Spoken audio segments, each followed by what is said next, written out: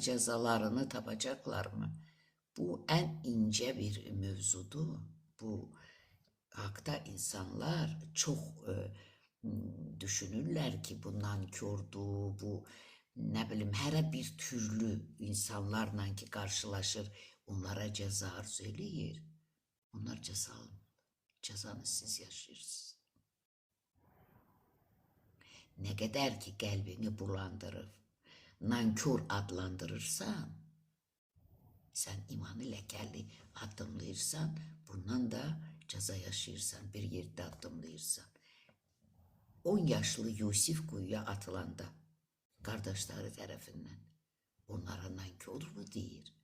Deyir, ya Rəbbim, mənim qardaşlarım nə etdiklərini anlamadılar. Rəhim diləyir Allah'tan qardaşlarına. Sən də o nankör insan demə. Kimdən ki xoşun gəlmir, denə, ya Rəbbim, bu insan nə dediyini, nə etdiyini anlamır.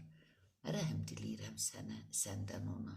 Belə desən, imanı ləkəsiz olursan, ona cəza arzulasan, imanı ləkəli gəzirsən, bundan da cəza yaşayırsan. Ən incə mövzudur, diqqətli olun.